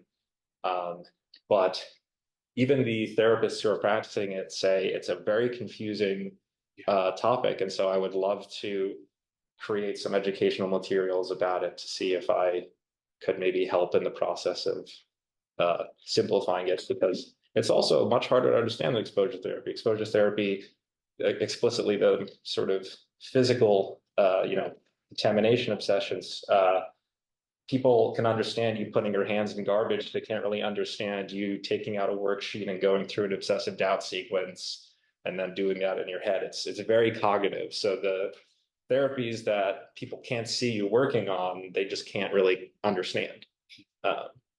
So it would be really nice to be able to maybe further everyone's understanding of that. Yeah, I love the presentation. It makes me, because I think it's really there's a lot to be said about is ERP too rigid, or it's just making people suffer unnecessarily. I think this movement of at least opening the conversation and whether there's other ways that is really one. I'm curious, kind of in light of the different therapy approaches, what do you think are the relative values of maintaining heterogeneity in the sense of there's a lot of different schools of thought and therapies that might work for one person or another, versus kind of making the agenda to move towards a synthesis that you have all these different things, and what's needed is to kind of figure out a broader synthesis that helps pull together these schools of thought. What do you think are kind of the relative benefits of your approach? I think ultimately they're finding that they're working on a lot of transdiagnostic sort of techniques that can help multiple disorders. So it's sort of moving away from let's come on upon a consensus of the best treatment for OCD. And more so, we have a lot of techniques that work really well for OCD and a few other specific things, depending on the kind of person maybe and which symptoms they have. Do they have more not just right experiences? And so I think it'd be incredibly difficult to move towards that, although I think people will still try, because everyone really ultimately, to me, it reminds me of like the search for like a grand unification theory. Everyone wants that, you know, the best treatment in a complete package. Eva has a question. Oh, Hi, can you hear me? Yes. Thank you so much. That was a really, really interesting and valuable talk, and it, yeah, it was really, really great. Thank you. I guess I have a question, because you spoke quite a lot about different treatment techniques, and one thing that I look at in my own work is about how this idea of kind of treatment as a technique kind of came into being. And I wondered if you had any thoughts about the therapeutic relationship, and whether you think that certain qualities of a therapist are also important in treatment, and if so, what those qualities would be, or do you think it's more about applying a certain technique? yeah, whether this therapeutic relationship is more important than the technique that's employed. I would say the therapeutic relationship most likely, based on a few studies I looked at recently. I looked at way too many things and decided on them way too late. But yeah, I came across studies that really stressed how important the therapeutic relationship was, how it seemed to be more important than the approaches that they were trying to test against each other. And in that sense, it's sort of like, what's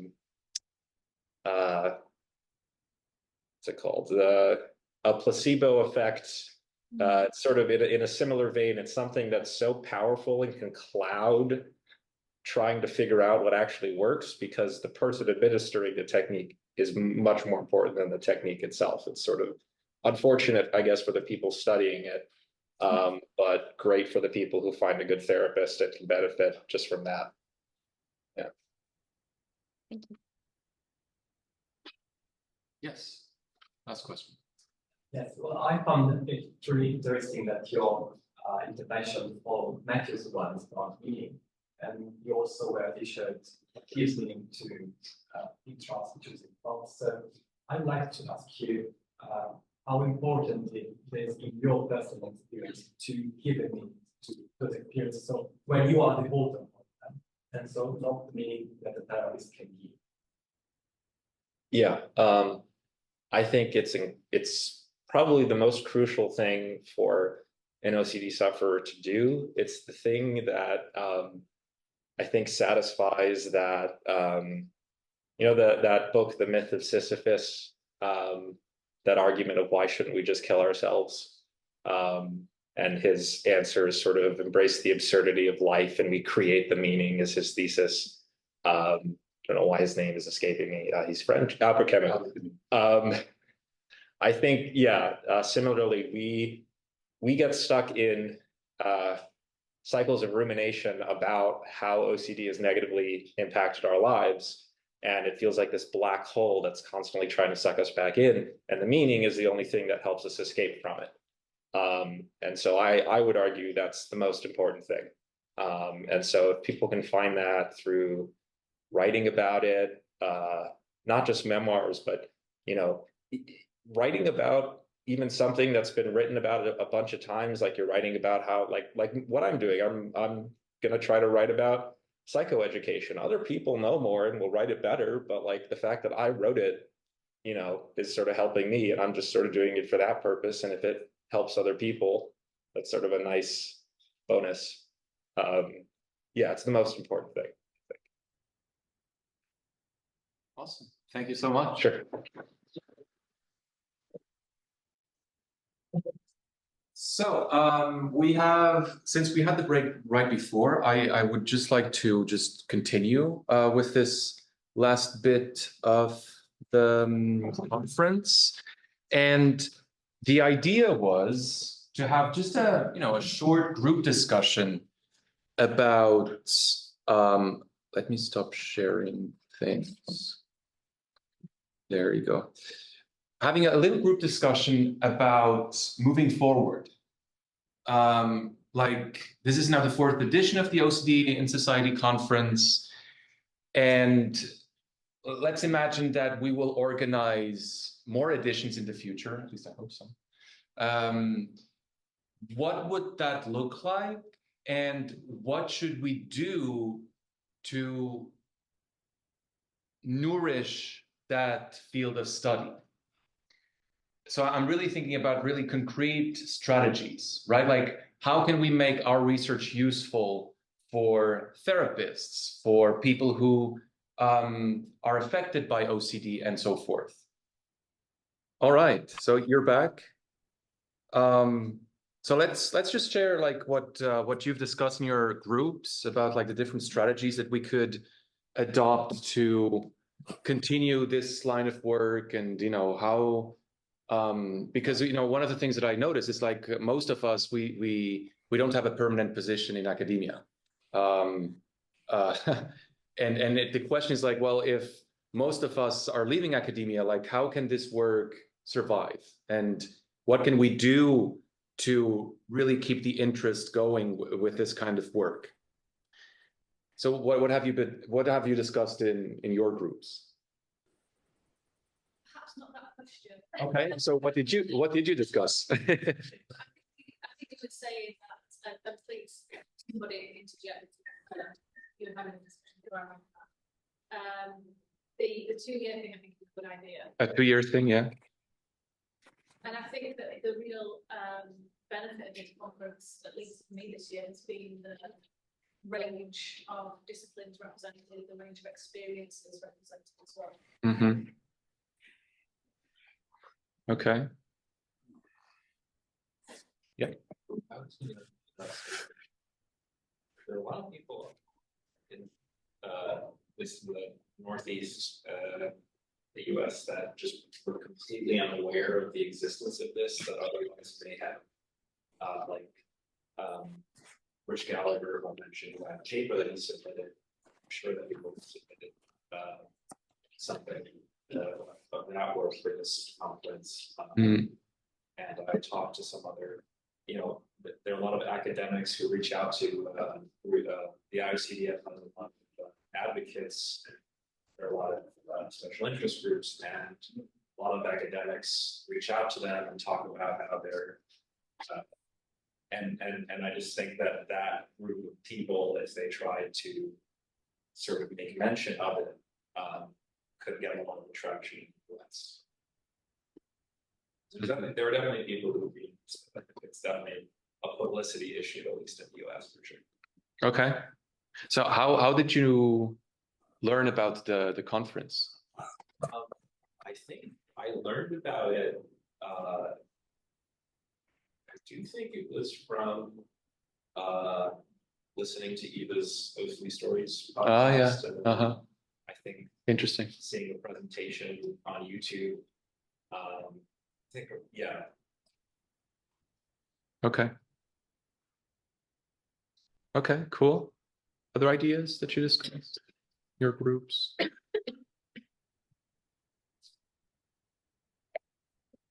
I'm seeing hesitation. Eva, you'll have to turn your microphone on to speak. Yes, speak. I didn't have I didn't have anything specific. There you go. Thanks for that, John. Pleasure. No, actually, Jonathan H has proposed an exciting possibility. I don't know if an exciting possibility perhaps for branching out beyond our little circle beyond our little circle of humanities and social science bubble, which I know you're so keen to get us out of, Elvis. Yes. Tell me. Tell us. You tell us. Me? Oh, do you want? I can mention what it is. The International OCD Foundation has a bunch of special interest groups, and I think that OCD in Society would be an amazing special interest group to propose adding to that group. And I think, first of all, it really is international, involving academics who usually, you know, this would not be the voice that's heard as much. Of the perspectives that I heard today would not be as heard so much. I think a very, very important consideration, and I think would bring another really important flavor and layer of understanding to OCD. And if there's interest in this, just let me know, and I can bring that up at the board meeting at the annual conference, if you'd like, or you can, you know, just contact them yourselves, and I can facilitate that. But any role I could play in that, if that's of interest, I think that would be a real great place to really to meet, have a focal point, to involve people who have similar interests, which I think there would be many, and have a large presence through the mechanisms of IOCDF. That'd be great. Yeah, yeah, yeah, indeed, because it does seem like to be a question of publicity, right? Like in the US. And it's strange because like I've tried with Twitter. Like every time that I was tweeting out, I was like, hey, IOCDF, here I am, OCD Action, OCD UK. And for some reason the charities they don't retweet those little tweets, or X's now. But yeah, no, that's definitely something that we should keep in mind. Yeah. There's reasons for that though, isn't there? Yeah, yeah. Do you want to say what we talked about?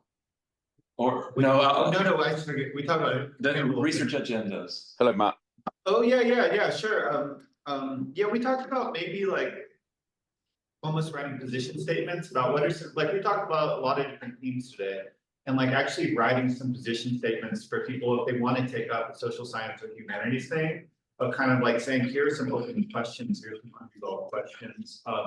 Just to kind of give guidance to people who want to get into this field that maybe don't start or don't know how to start. And then the other thing we talked about was, I think any of us who try to write a dissertation or do work related to OCD in social sciences or humanities is, you know, you can't really find faculty who can advise you. You spend about half the time trying to explain what OCD is, and it becomes a real difficulty.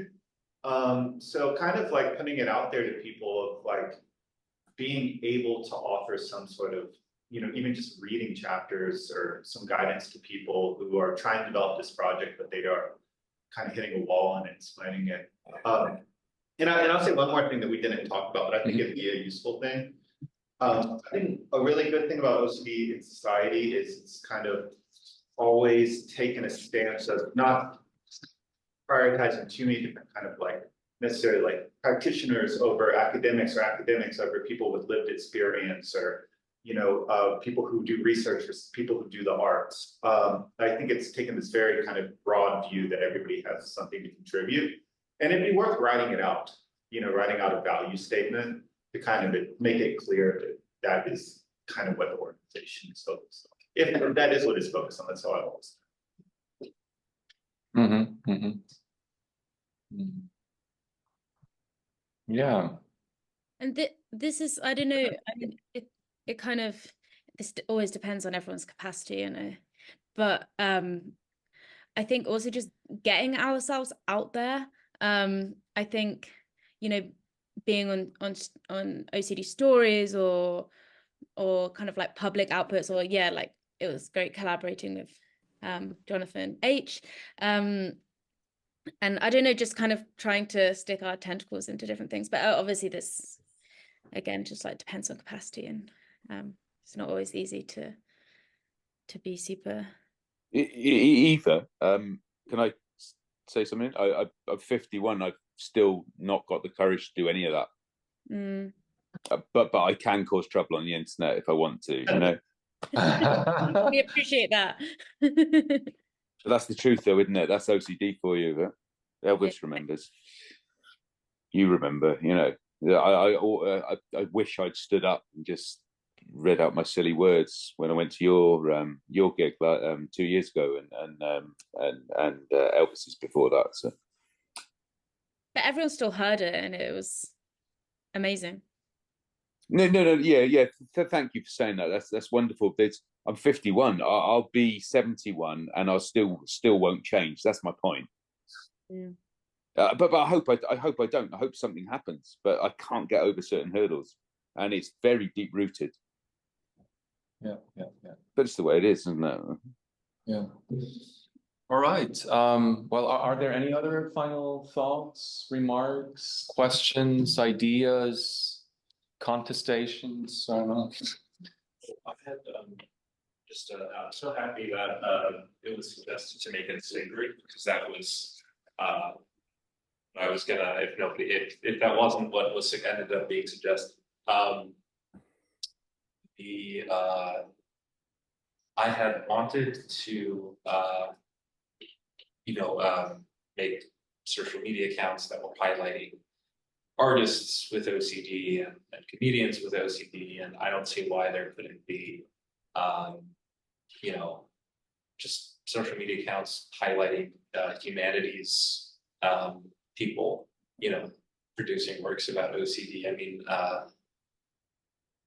sort of a network of sort of advocacy that's highlighting all the other parts of the culture other than strictly just, the treatment and the psychoeducation, and because that's really all that I see, and I would value so much more being able to see all of this, because it's such an expansive world that most people just have no idea about. Even the advocates who are, I sort of feel like we get stuck in this little content bubble where everyone's recycling the same sort of simplified descriptions of different techniques we've all done over and over again, and instead it would be so much cooler to, learn about things like this.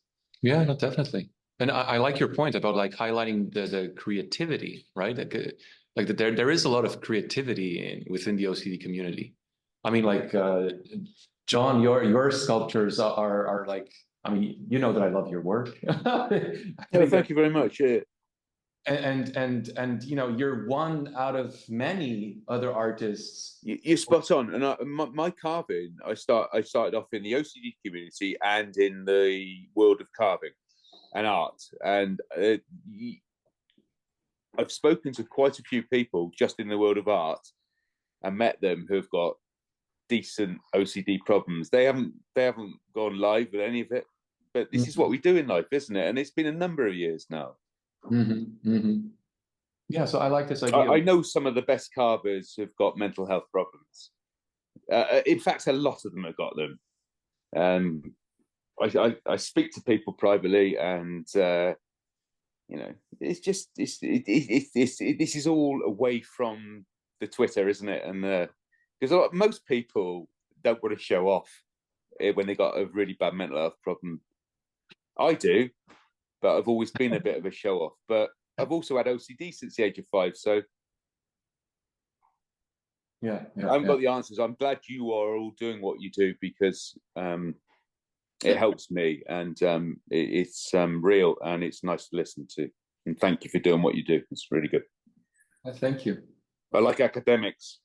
It's good to think. Okay, well, let's wrap it up. Thank you very much for everyone who attended this little special event. It was really a pleasure not only to organize it again, because it felt like a little bit like my baby is coming back to me and more matured, and like people that I see again, like Matthew and Eva and Jonathan and so forth. So it's really nice just to see like how things are developing, how new people are joining in, how Simon, like, you're still battling the whole thing, and yet you have the courage to come here and present your stuff. I mean, these are amazing things, right? And we already had other people who were in a similar position, and every single moment where we can see someone who's affected by OCD, like fighting through the whole thing, that's just very inspirational. So I will consider all the comments. I will think about something, and probably in the following months, not weeks, months, because I need a break. I'll post something on the internet or something, and I'll let you know. If you want to get in touch, or rather, if you want to keep in touch with the platform, you can subscribe to the mailing list on the website. Eva, you weren't here this morning when I said that there's a surprise on the website.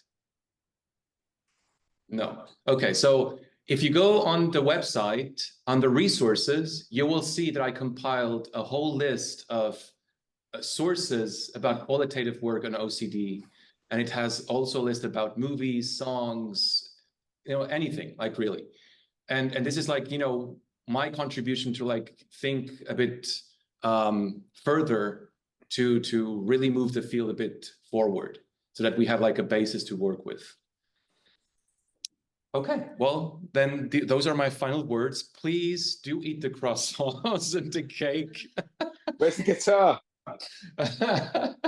and yes, so yeah, thank you again for everything. Oh, thank you very much, Elvis. Okay, so see ya. Bye. Bye. Could have had a song, can we? Next time. Yeah. Yeah. Come on. Basics. That's English basics. No, I'm gonna leave the building now. Yeah. Oh, there we go. Making your own jokes. Goodbye, Elvis. He has left. Take care. Bye. Bye. Lots of love. Bye. Bye.